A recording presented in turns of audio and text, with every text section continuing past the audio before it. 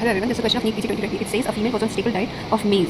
Okay, she's on stable diet of maize. Presented with a history of diarrhea and lesions in the neck region, shown in the image. Which of the following vitamin is deficient? So the options are vitamin B1, vitamin B2, vitamin B3, and vitamin B12. What is your answer? So the answer will be vitamin B3. What is this? This is Kaysel's necklace, which classically forms in the exposed areas, exposed to sunlight. Okay. So why this happens? Let's see why this happens. So tryptophan is converted to niacin. Niacin is vitamin B3. Okay. Any deficiency in niacin or tryptophan will cause pellagra.